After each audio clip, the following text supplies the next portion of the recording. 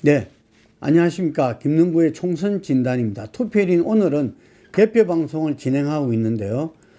우리 정치부 기자들도 참여해서 지금 이 투표율과 함께 각 당의 어떤 선거 평가를 하고자 합니다. 네, 이번에는 이경민 정치부 기자를 모시고 투표율과 미래통합당 선거 평가를 듣도록 하겠습니다.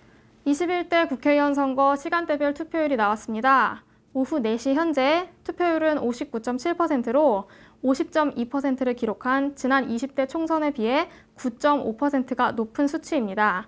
이는 폴리뉴스 대표인 김능구 대표가 오전에 예상했던 60% 초반의 최종 투표율 전망보다 상당히 높은 것으로 김능구 대표의 경우 최종 투표율이 60포인트대 초반을 기록할 거라 예상했지만 지금 추세대로라면 최종 투표율은 66% 정도, 즉 60%대 중반을 기록할 것으로 예측이 됩니다. 미래통합당에 대한 얘기를 해보겠습니다. 미래통합당은 이번 21대 총선에서 문재인 정권에 대한 정권 심판론을 가장 전면에 내세웠습니다. 어려운 서민 경제 상황 및 문 대통령에 대한 부정평가보다 긍정평가가 여론조사상으로 낮았던 것을 공략했던 것입니다.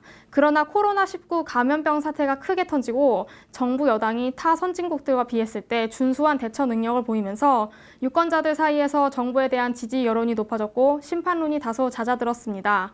이에 통합당은 수도권을 중심으로 굉장히 어려운 선거를 치렀다고 평가됩니다. 실제로 총선을 두세 달 앞둔 통합당의 선거 출발은 순조로웠습니다. 가장 큰 과제였던 보수 대통합에 성공했기 때문입니다. 탄핵의 강을 건너자는 말로 입씨름하고 결국에는 지분 싸움 얘기까지 나왔지만 황 대표의 뚝심과 당의 정치인들 및 지지자들의 인내로 보수 통합은 결국 성사됐습니다. 통합 과정에서 여러 청년 정치 세력 및 시민사회 정치 세력이 통합당에 흡수되면서 당의 외연 또한 확대됐습니다. 보수 진영에 불리할 것이라던 연동형 비례대표제 선거법 개정안이 통과됐지만 미래한국당이라는 위성정당을 창당해 제도의 허점을 제대로 찌르기도 했습니다.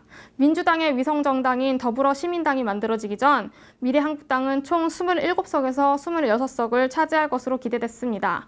미래통합당 자체의 지지율도 창당 직후 더불어민주당을 많이 따라잡았습니다. 조국 사태의 여진 또한 통합당에겐 호재였습니다. 조국 방지법 등이 대중들로부터 호응을 얻었고 조국 대 윤석열 구도를 부각해 공수처 설치를 비판하면서 민주당이 다수당이 되면 안 되는 이유를 알리기에 쉬웠습니다. 10월 3일 광화문 조국 반대 총궐기 집회에서 확인한 광장의 민심 또한 통합당에게는 든든한 뒷배가 됐습니다. 영남권 중진들을 중심으로 하는 여러 의원들의 불출마 선언 또한 호재였습니다. 정가윤, 유기준, 김성태 등 당 중진들의 이딴 불출마 선언은 유권자들로 하여금 변화해보려는 당의 이미지를 남겼습니다. 그러나 김형호 공관위가 세워지고 구체적인 공천 과정에 돌입하면서 우려했던 뇌관이 조금씩 터지기 시작했습니다. 김형호 공관위는 사실 컷오프까지는 그래도 순조로웠습니다. 윤상현 의원이 무소속 출마를 선언하긴 했지만 컷오프된 정치인들 다수가 일반 대중들의 눈높이에서 컷오프가 이해가 되는 사람들이 많았기 때문입니다. 문제는 기존 의원들을 컷오프한 자리에 채워 넣는 새 인물을 고르는 것에서 터져 나오기 시작했습니다. 부산 중영도 지역의 공천이 대표적이었습니다. 본래 유력한 인사였던 곽규택 당협위원장과 또 다른 유력 정치인인 이현주 의원을 둘 다 쳐냈습니다. 그리고 그 자리에 윤상현 의원이 컷오프된 미추홀 의뢰는 당초 계양갑 출마를 선언한 안상수 의원을 공천했습니다. 말이 안 나올 수가 없는 공천이었습니다.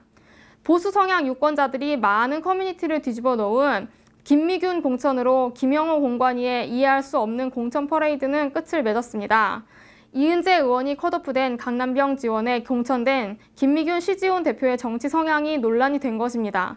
김 대표는 자신의 SNS상에 세월호를 상징하는 노란 리본 등을 올려놨었는데 이를 보고 보수 성향 유권자들이 크게 동요했고 김 대표의 공천은 무효화됐습니다.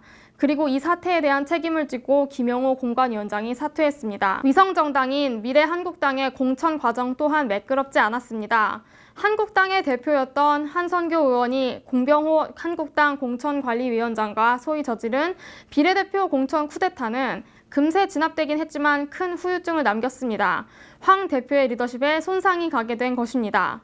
그렇게 본격 선거철에 돌입하고 나자 코로나19에 대한 정부의 효과적인 대처가 부각받으면서 여권의 지지율이 올라가기 시작했습니다.